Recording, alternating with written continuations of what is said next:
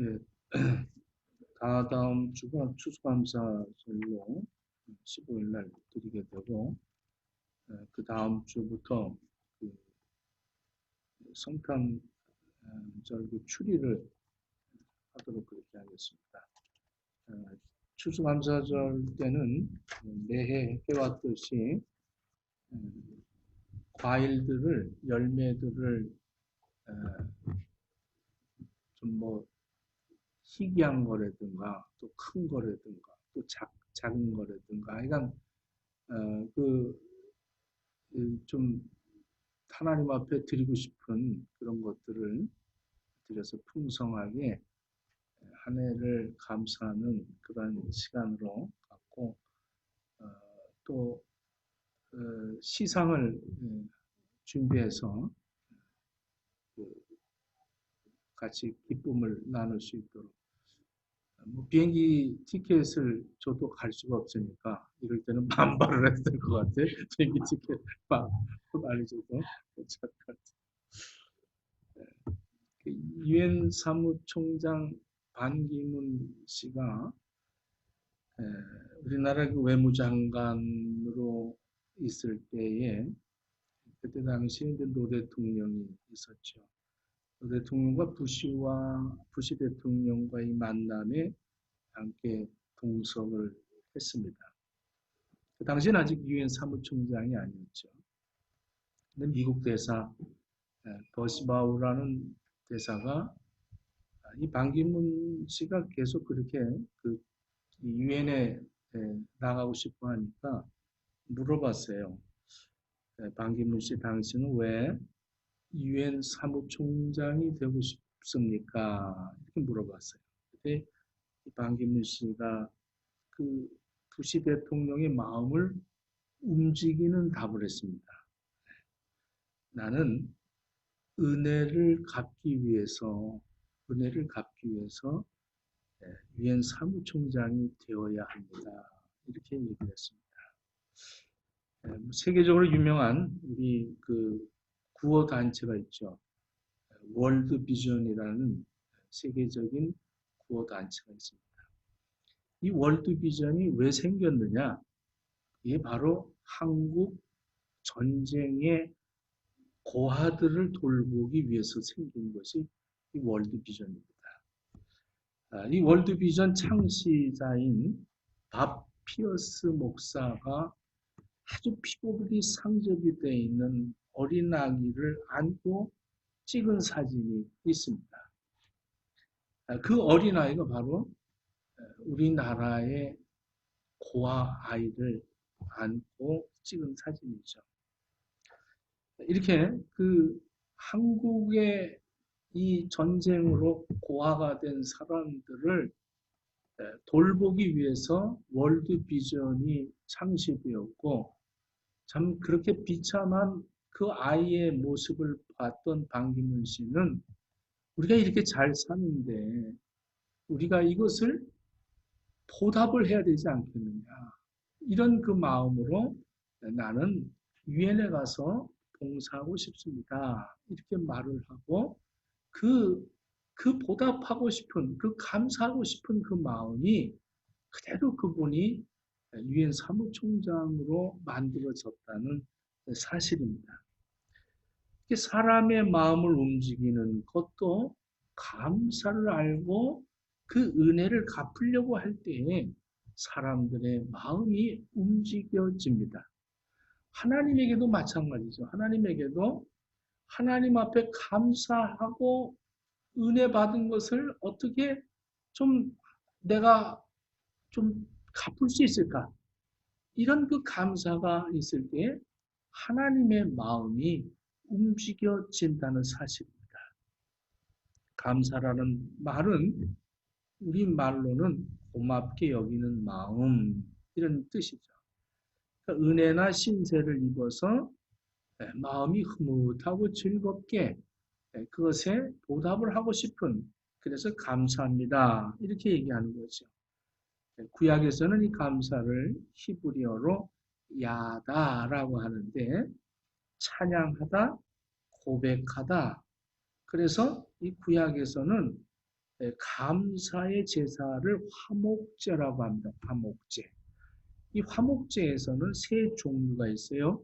레위기 7장에 보면 감사제, 소원제, 낙헌제 이렇게 세 그 제사로 나누어지는데 여기서 이 감사제라는 것이 일반적인 그러한 제사법이죠. 그래서 이 감사제를 드리고 난 다음에는 남은 제물들을 그 동참한 사람들과 어우러져서 함께 음식을 나누었습니다.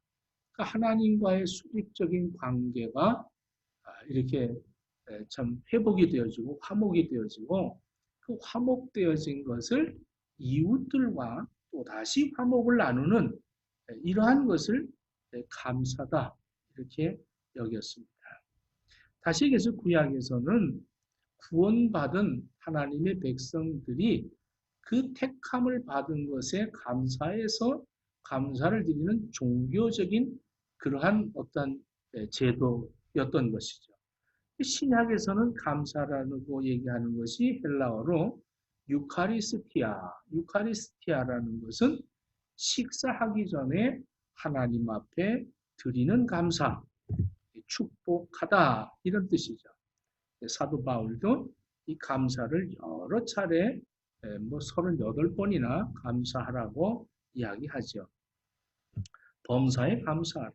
고난에도 감사하라. 직분 주심에 감사하라. 감사를 얼마나 많이 강조하는지 몰라요.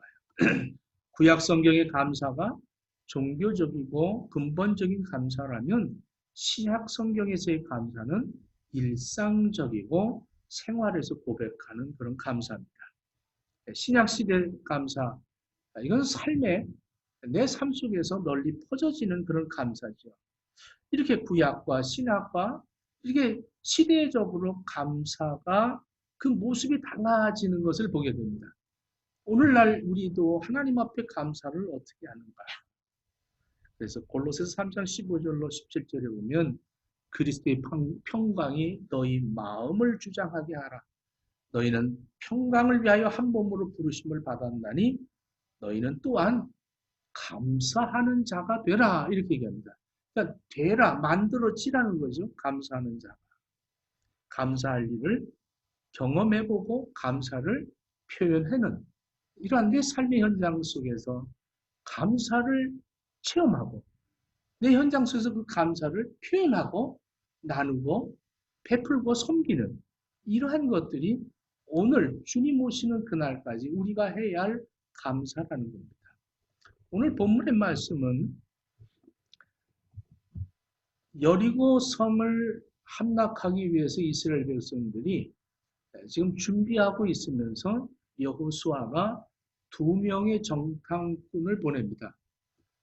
이때 이 2명의 정탐꾼이 기생 라합의 집에 숨어 들어갔는데 이것을 발각이 되었죠.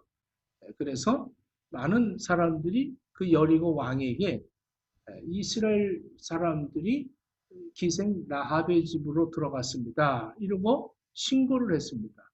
모든 사람들이 들어왔을 때 기생 라합과 이스라엘 백성들의 정탐꾼 2명이 같이 만나서 그 만남 속에서 이루어진 이 감사로 기적을 만들어낸 그 기생 라합에 대해서 기록한 그런 말씀입니다.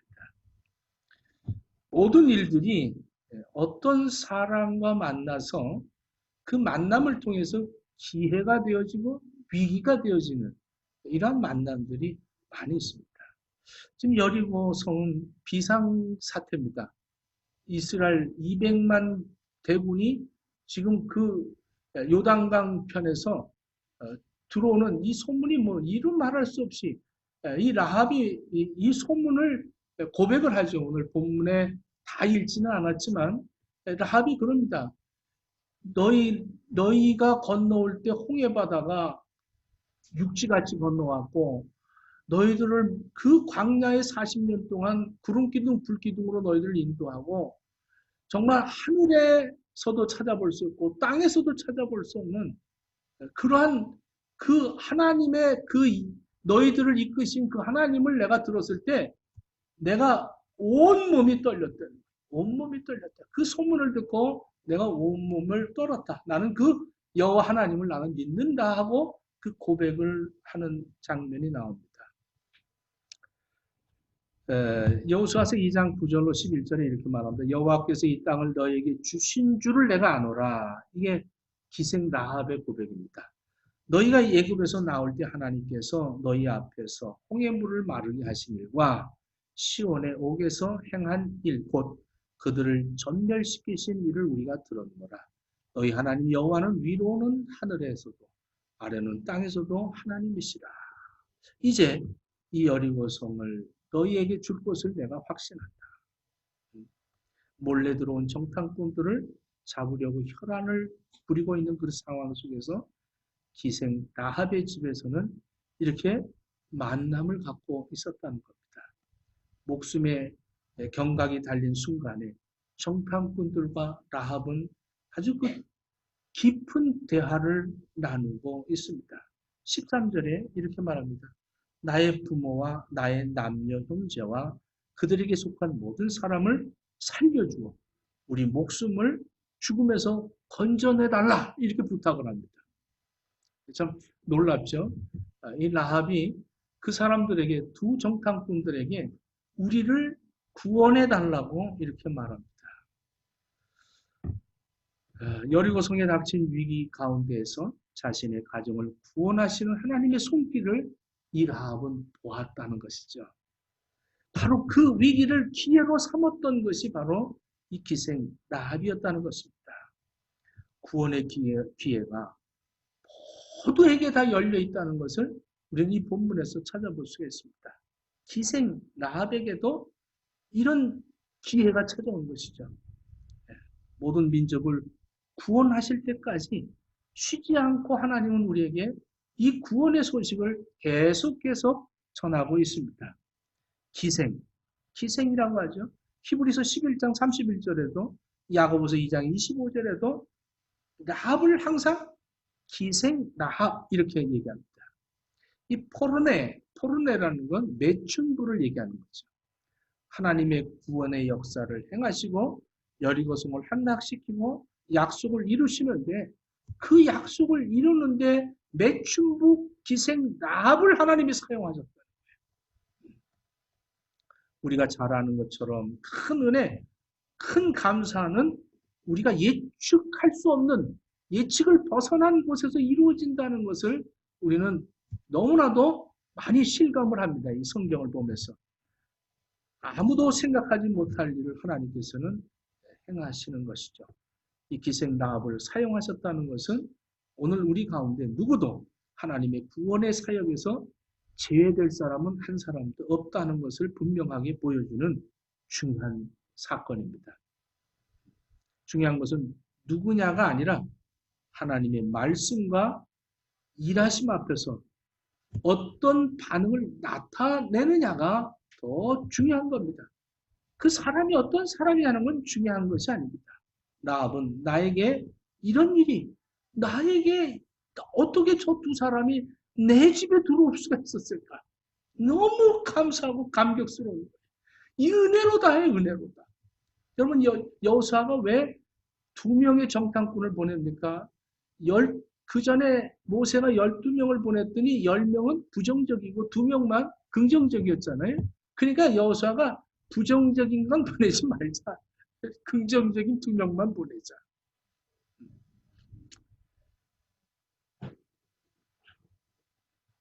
비가 많이 내리는 그런 어느 날 피츠버그의 그 미국 한 그 가구점에 나이가 드신 할머니가 그 가게 앞에서 서성거리고 계셨습니다. 이 주인이 그 할머니를 나가서 할머니 이렇게 비도 많이 오고 바람도 부는데 일로 들어오시죠. 이러고 그 할머니를 초대했습니다. 이 할머니가 아유 나는 가구를 사려고 하는 게 아니고 버스를 기다리고 있습니다. 그렇게 얘기를 하더래요. 그래서 이 주인이 괜찮다고 들어와서 앉으십시오. 그리고 차를 대접하고 몇 번 버스를 기다리십니까? 이러고 그 버스 번호를 안 후에 이 주인이 나가서 그 버스를 기다리고 있었어요. 그리고 나서 버스가 올 때 할머니를 모시고 나가서 그 할머니를 잘 안전하게 버스를 태워드렸습니다. 그리고 며칠이 지난 후에 이 가구점으로 미국 대재벌인 이 카네기로부터 편지를 받습니다. 비 오는 날 제 어머니께 베푼 당신의 친절에 감사를 드립니다. 우리 회사와 고향 스코틀랜드 집을 짓는데 필요한 가구를 모두 당신 손에 맡기겠습니다. 이렇게 연락이 왔습니다. 이런 속담이 있어요. 낡은 코트 자락 밑에 천사의 날개가 감추어져 있다. 그러니까 추해 보이는 사람, 낡은 코트 자락이지만 그러나 천사가 그 안에 같이 존재하고 있다. 참 우리는 살아가면서 많은 사람들을 만나고 살아갑니다. 근데 내가 싫어서 그 감사를 하지 못해서 감사를 만들지 못해서 기적을 만들지 못해서 그냥 지나버리는 그런 사람들이 얼마나 많았을까. 참 아쉽죠. 그 참 감사할 수 있는 감사를 만들어 갈 수 있는데 그걸 만들지 못하고 그냥 스쳐가 버리는 그런 만남들이 얼마나 많이 있어요. 우리 예수님은 여러 사람을 통해서 우리에게 계속적으로 기적을 베푸시려고 이렇게 만남이라는 것을 주시는 거예요. 그 만남을 통해서 하나님의 그 기적이 나타나야 될 텐데 우리는 그 만남을 너무 경홀하게 지나치지 않는가 싶습니다. 감사할 기회가 날개를 감춘 채 수없이 지나가 버리지 않았을까. 오늘 이 라합의 얘기에서 중요한 것이 바로 정탐꾼들이 왜 라합의 집에 들어왔을까? 이건 너무 중요한 거 아니겠어요? 하나님의 이 만남을 주신 겁니다. 그들이 들어왔을 때 라합이 거절할 수도 있었을 거예요. 그들이 들어왔을 때 라합이 신고할 수도 있었을 거예요. 그런데 그들을 대접하고 그들과 만나서 자기의 신앙 고백을 할 수 있고 그들에게 응답을 받을 수 있었던 이 역사. 이것이 바로 만남을 통해서 우리가 감사를 만들어가고 기적을 만들어갈 수 있다는 사실입니다. 하나님을 알고 있었다는 것 때문에 이 기생 라합은 그렇게 행동으로 옮긴 겁니다. 하나님을 알았다는 거예요. 아무리 비록 기생이라 할지라도 그는 그 소문을 듣는 그 순간에 그 복음을 듣는 그 순간에 하나님은 살아계시다는 거예요. 하늘에도 하나님이요 땅에도 하나님이요 하나님이 너희들과 함께 하신다. 우리는 내가 그 소문을 듣고 나는 떨었다. 그러므로 너희들이 이 성을 차지할 터인데 하나님이 이 성을 너희들에게 주신 것을 나는 확신한다. 그러니 이 성을 차지할 때 우리 가족들은 구원해달라. 이렇게 그들에게 신앙 고백을 합니다. 마음이 녹았고 정신을 잃었나니 이렇게 참 이 기생 라합이 이 정도로 고백을 했다는 것이 참 하나님은 이런 숨어있는 사람들을 끄집어 사용하셔서 이 라합이 예수님의 족보에까지 올라갈 수 있었다는 사실이죠. 이 라합은 전적으로 하나님을 의탁하고 신뢰했기 때문에 이렇게 그들을 영접하고 그들과의 만남을 가질 수가 있었습니다. 감사의 일들은 이렇게 전적으로 신뢰하고 믿을 때에 이루어지는 겁니다.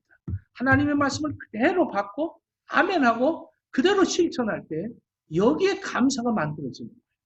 여기에 기적이 나타나는 겁니다. 할렐루야. 이때 이 정탐꾼들이 오늘 18절에 이렇게 얘기하죠. 우리가 이 땅에 들어올 때에 우리를 달아 내린 창문에 이 붉은 줄을 메고 내 부모와 내 형제와 내 아버지의 가족을 다 내 집으로 모으라. 이렇게 말합니다. 하나님의 구원의 역사는 이 라합만이 아니라 그와 함께 그 모든 그 옆에 있던 모든 그 가족들과 그 모든 식구들이 다 같이 이 구원의 반열에 설 수 있는 영향력을 끼칠 수 있다는 사실입니다. 자신에게서 끝나는 것이 아닙니다. 아주 중요한 영향력을 발휘할 수 있다는 겁니다. 우리는 나만 구원받으면 되고, 나만 축복받으면 되고, 나만 편안하면 되고, 나만 편리하면 되고, 나만 잘나면 된다는 식으로 신앙생활을 하죠. 그러나 정말 구원의 확신을 가진 사람들, 하나님을 신뢰하고 하나님 앞에 전적으로 의지하고 살아가는 사람들은 내 생활 속에서 내 가족들이 구원함을 받을 수 있고, 내 형제 자매들이 구원함을 받을 수 있고, 내 이웃들에게 구원을 전달할 수 있다는 사실입니다. 진정한 신앙인은 구원의 역사를 확산해 나간다는 사실입니다. 바로 이 라합에게서 그런 일들이 일어난 거죠. 비천한 여인이지만 한 사람의 믿음으로 말미암아 온 가족에게 영향을 끼쳤습니다. 주 예수를 믿어라, 그리하면 너와 내 집이 구원을 얻으리라, 이렇게 말씀합니다. 구원을 이루기 위해 라합이 즉각적으로 행동으로 옮기는 것을 우리는 보게 됩니다. 21절에 보니까 이 라합이 이르되 너희 말대로 할 것이라 하고 그들을 보내게 내어 가게 하고 붉은 줄을 창문에 매니라, 이렇게 말합니다. 구원의 확신을 갖고 구원을 받은 사람의 특징은 뭐냐면 즉각적으로 행동으로 옮긴다는 겁니다. 머뭇머뭇하지 않는다는 거예요. 나중에 할게요. 다음에 할게요. 좀 있다가요. 바빠서요. 오늘은 너무 몸이 불편하네요. 이것이 아니라 즉각적으로 붉은 줄을 창에 매다들었다, 이것입니다. 결단하고 나면 즉각적으로 행동으로 옮겨지는 역사를 이 라합을 통해서 우리는 배워야 됩니다. 붉은 줄을 내린 후에 한번 생각해 보십시오. 이 라합이 가장 중요한 일은 무엇일까요? 이 구원받은 이 라합의 가장 중요한 일은 이제는 그 내 창문 틀에 붉은 줄이 있느냐 없느냐, 여기에 초점을 맞춰서 가장 삶에 중요한 것이 이 붉은 줄입니다. 이게 없으면 나도 죽고 내 가족들도 죽는다는 사실이에요. 그래서 항상 확인하는 일을 전념했어요. 언제 올 줄 모른다. 머뭇머뭇하지 않았어요. 이스라엘 백성들이 혹시라도 못 보면 어떡할까? 더 붉은 줄을 매달았죠. 전적인 신뢰로 행동에 옮기고 나면 삶의 실천이 생기기 마련입니다. 우리 주변에서 많은 사람이 교회를 다니면서 자신을 드러내는 것을 싫어하는 사람들 많습니다. 그래서 이렇게 바깥에서 식사할 때는 기도도 안 하고 그냥 뭐 눈 깜빡하고 갓땡 퀴하면 이렇게 하고 먹고 그냥 뭐 자기가 크리스찬이라는 것을 알리지 못하고 살아가는 사람들 많이 있습니다.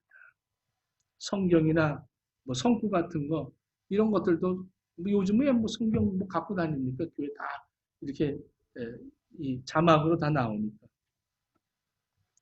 붉은 줄을 내리면서 확인하는 삶을 살게 되는 이라, 확인하는 이라, 붉은 줄을 늘 확인하는 거죠. 기대가 없는 사람에게는 감격도 없습니다. 늘 좀 감격스러운 그런 삶을 살 수 있다는 것이 기대가 있기 때문에 그런 거 아니겠어요? 붉은 줄을 내리는 순간 라합은 무척 불편하기 시작을 했습니다. 갑자기 왜 니네 집에 붉은 줄을 내리냐? 많은 사람들의 질문을 받게 되죠. 지나가던 사람들이 아니 없던 붉은 줄을 왜 내렸을까? 의아하게 생각할 수도 있습니다. 어쨌거나 아무튼 이 라합은 굉장히 불편한 그 시간들을 보내고 있지만 분명한 것은 내가 붉은 줄을 내려야 산다. 왜? 하나님이 저들에게 이 성을 주셨다. 이 확신을 가지고 그는 끝까지 그 붉은 줄을 걸어 놓았다는 것입니다. 심판의 날이 가까울수록 참 이 우리들은 정말 예수 믿는다는 걸 자꾸 드러내면서 살아야 되지 않겠나. 할렐루야. 할렐루야. 할렐루야. 어딜 가든지 난 예수 믿는 사람입니다. 이렇게 참 구원의 날이 언제 올는지 모르지 않습니까? 그 터키 선교사가 그런 얘기 하더라고요. 터키 사람들은 태어나면 그 아이디에 그 종교란이 있다는 거예요, 종교란. 그래서 이 예수 믿는 사람, 뭐 이슬람 나라니까, 그러니까 크리스찬들에게 그 크리스찬들을 아주 괴롭히기 위한 거죠. 종교란에 크리스찬 이렇게 써야지 교회를 나갈 수 있다. 아무나 교회 나가는 게 아니라 그 아이디를 보고 크리스찬이라고 그러면 죽이질 않는다는 거예요. 그래서 그리스도인들의 가정에서 태어난 자녀들에게는 그 크리스찬이라는 그 문구가 달려있기 때문에 굉장히 이 터키의 문화 속에서 살기가 매우 힘든 거죠. 그 순간부터 취직하는 것도 힘들고 아주 뭘 살 때도 불편하다는 거예요. 뭐 살다가 뭐 아이디를 줄 때마다 아이디를 확인할 때마다 크리스찬이라는 단지 그 이유 하나 때문에 그들의 삶이 굉장히 제재를 받고 어려움을 겪는다는 거죠.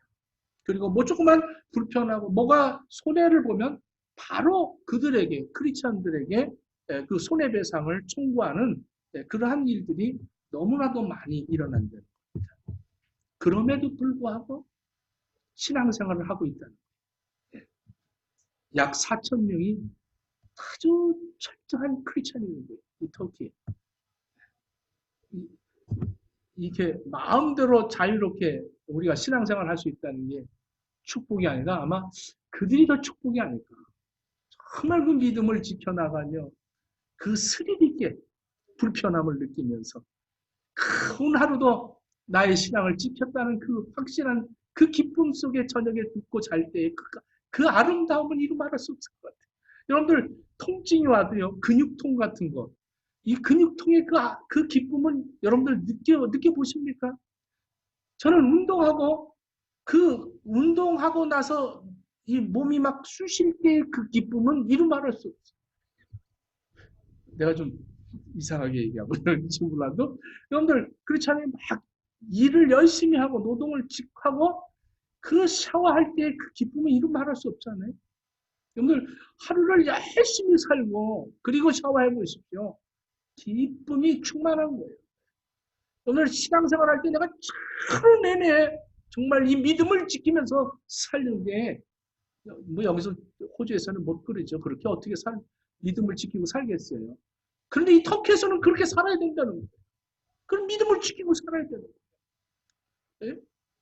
아이디 달라고 그러면 안 갖고 왔다고 하는 게 아니라 난 크리스천이다 하고 내놓는 거예요. 그러면서 믿음을 지켜서 하루를 살고 하나님 오늘도 하나님이 나와 함께 하셔서 나를 지켜주셔서 무사히 내가 하나님을 인정하고 하나님의 뜻을 이루며 살게 해주셔서 감사합니다. 이루고 사는 거예요. 우리는 너무 태만하고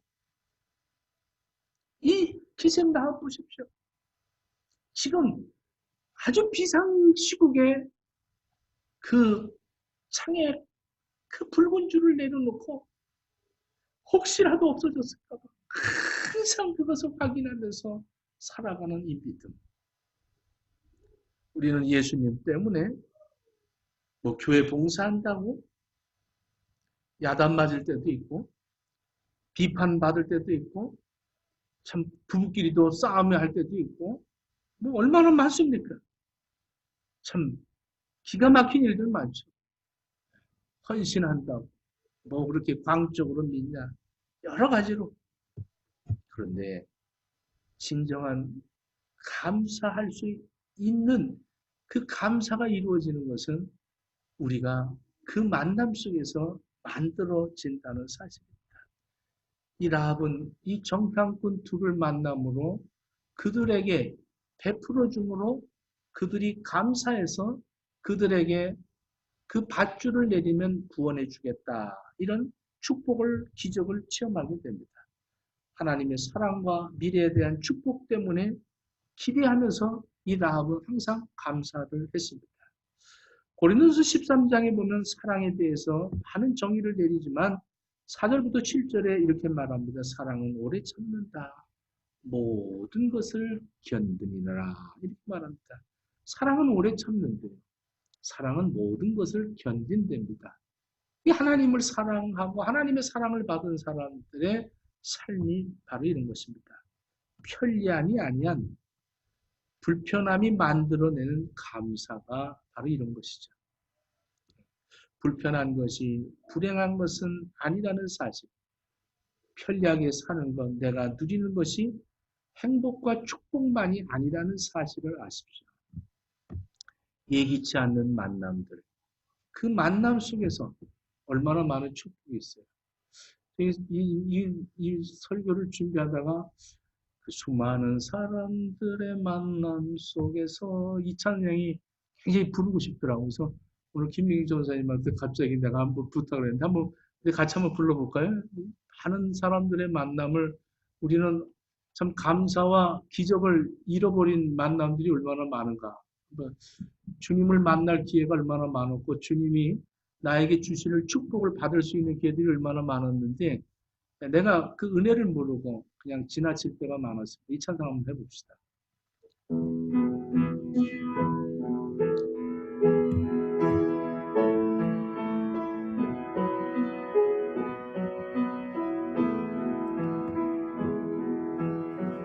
수많은 사람들과 만남 속에서 수많은 모든 것을 만남 속에서 나에게 소중한 그 하나님 지금 내가 주님을 만난 것이죠. 이제야 깨닫고 느낄 수가 있는 것은 주님의 사랑과 십자가 보혈의 능력으로 언제나 나와 함께 동행하시며 언제나 나를 지켜주신 그 사랑 어제도 오늘도 내일도 감사의 생활뿐.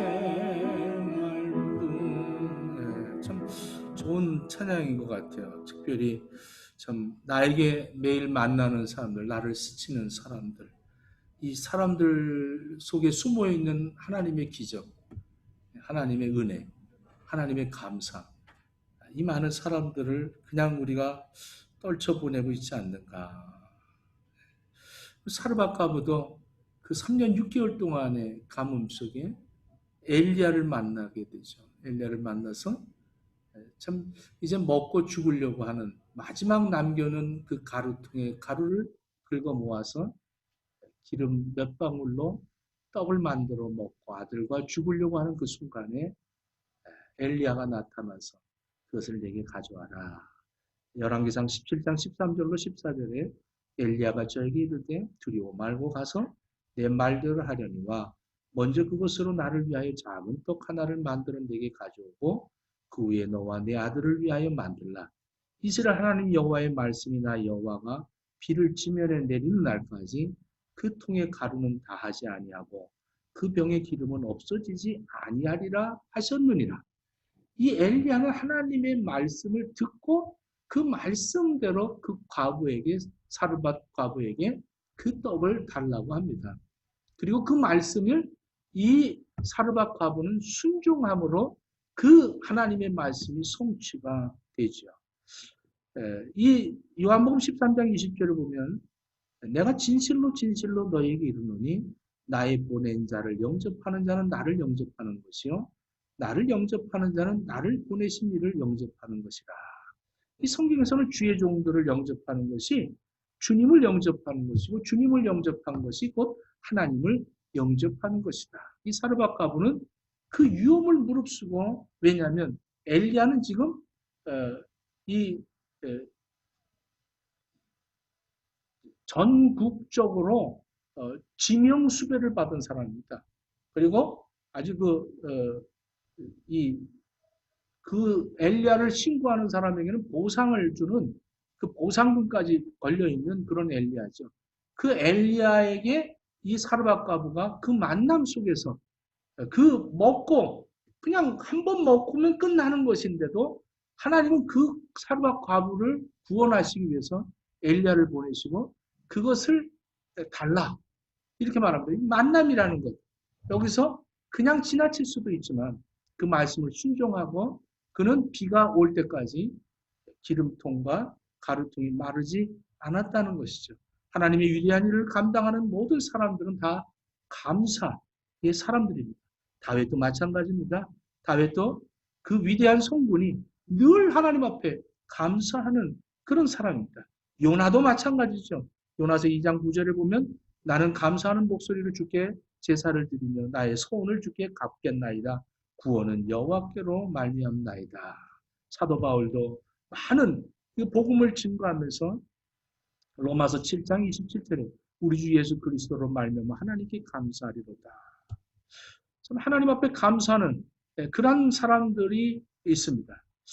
더 놀라운 것은 우리가 마태복음 새벽기도에 이렇게 은혜를 나누지만 참 많은 무리들이 지금 먹을 것이 없을 때 제자들이 빌립과 여러 제자들이 주님한테 얘기하죠. 주님 이제 저녁도 되고 먹을 것도 없고 다 이 무리들을 돌려보내서 저녁을 먹게 하소서. 그랬더니 우리 예수님이 뭐라고 그래요? 너희가 먹여라. 이렇게 얘기합니다. 너희가 먹여라. 아니 예수님이 제자들 뭐 봉급도 안 주면서 너희가 먹이라는 거예요. 뭐 기가 막히게 우리가 갖고 있는 건 보리떡 5개, 물고기 2마리 뿐입니다. 여러분들 이 예수님이 거기서 그들에게 보여주시는 것이 뭐냐면 먼저 하나님 앞에 감사하라는 거예요. 예수님이 그것을 떡을 들어 하나님 앞에 축복하고 떡을 떼니 3,000명, 5,000명이 먹고 남은 12바구니가 남았더라. 배불리 먹고 12바구니가 남았다. 이거 가지고 무슨 뭘 할 수 있습니까가 아니라 그 말씀을 순종하고 우리가 먹이겠나이다. 우리가 가진 것 이거 갖고 먹입시다. 이러고 드렸을 때 거기에 감사가 나오고 거기서 많은 사람들을 먹입니다. 다니엘 보십시오. 다니엘서 6장 10절에 보면 다니엘이 조서의 왕의 도장이 찍힌 것을 알고도 자기 집에 돌아가서 윗방에 올라가 예루살렘을 향한 창문을 열고 전에 하던 대로 하루에 3번씩 무릎을 꿇고 기도하며 그의 하나님께 감사하였더라.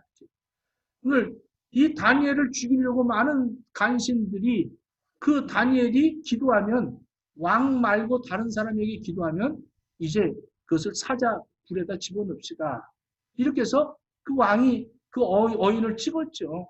이것을 알고도 다윗은 이 다니엘은 하나님 앞에 원망하고 불평하지 않았어요. 하나님, 세상에 이럴 수가 있습니까? 내가 뭘 잘못했습니까?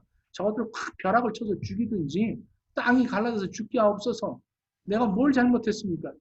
원망하고 불평하고 그 사람들을 그런 도전적인 얘기를 한 것이 아니라 오히려 하나님 앞에 감사 기도를 했다는 거예요. 감사했더니 사자도 잡아먹지 못했어요. 할렐루야. 감사하는 자에게 이런 기적들이 나타난다는 거죠. 감사를 하십시오.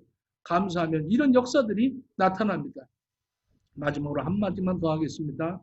어떤 여집사의 참 간증인데 장밋빛 꿈을 꾸면서 결혼을 했답니다. 신혼 초부터 남편이 갑자기 술을 먹기 시작을 하더라는 거예요. 이 집사님 신앙생활을 참 잘하면서 모태신앙으로 결혼을 했는데 남편 만난 사람이 신앙생활을 하는 거예요. 술을 자꾸 먹는 거예요. 매일같이 고주망태가 돼서 들어왔다는 거예요. 참 언제나 들어오면 엉망진창이 돼서 들어왔어요. 10년이라는 세월을 이 남편 술버릇을 고치지를 못한 거예요. 가슴을 알고 가슴앓이를 하면서 신앙생활을 했다는 거예요. 근데 그날 또 오늘 토요일 날 또 늦게 시간에 어김없이 남편이 술을 잔뜩 먹고 아주 만신창이가 되어서 현관이 그에 쓰러졌다는 거예요. 그래서 부인이 그 남편을 끌어다가 침대에 놓고 흥얼거렸대요. 이 집사님, 하나님, 왜 제가 그렇게 기도했는데도 10년을 기도했는데도 남편이 변하지는 않을까요? 제 결혼 생활 망쳤습니다. 저도 이제 더 이상 못 참겠습니다. 울면서 하나님 10년 동안 기도했는데 이게 뭡니까? 막 울고 기도하는데 하나님 말씀이 딱 떠오르요. 범사에 감사하라. 범사에 감사하라. 막 울면서 원망하고 불평하던데 범사에 감사하라. 이러더라고요. 그래서 감사할 게 뭐가 있을까? 저 남편 지금 막 고주망태가 돼서 쓰러져 있는 남편을 보면서 감사할 게 뭐가 있을까? 그래도 없는 것보다 많이 감사해야 돼. 언젠가는 좋은 남편 될 가능성이 있으니 감사합니다. 저렇게 술 취했지만 다른 데 안 가고 집에 찾아와줘서 감사합니다. 막 이러면서 감사할 걸 찾기 시작을 했대요. 참 다른 남편은 술 먹고 손찌검 하는데 내 남편은 손찌검 안 해줘서 감사합니다. 막 이러면서 그 남편 놓고 막 감사 기도를 하는데 남편이 깬 거야 이렇게. 그러면서 부인이 감사하다는 거야 자기. 고주망태돼서 이렇게 있는데 그래도 집에 찾아와서 감사하고 토요일날 술을 더 많이 먹고 와서 주일날 예배 가러 나갈 때도 방해하지 않고 잠자고 있어서 감사. 그냥 감사하다는 거예요. 감사 기도하는 그 순간에 이 남편이 변화가 되고 기적이 나타났어. 그 남편이 교회를 같이 갔다는 거 아니겠어요? 할렐루야. 그래서 그걸 간증을 하더라고. 간증. 한밤중에 왜 이러냐? 술 취한 남편이 그냥 한밤중에 왜 이러니? 너 도대체 왜 그래? 감사합니다. 감사합니다 하니까 이 남편의 마음이 녹더래요. 여러분들 절대 남편들 뭐 정하지 말고 감사하십시오. 자꾸 감사 먼저 해야 기적이 나타납니다. 할렐루야. 할렐루야. 남자들이 아멘이 씩씩해집니다. 감사하는 마음에 기적이 일어나는 겁니다. 여기까지 기도하겠습니다.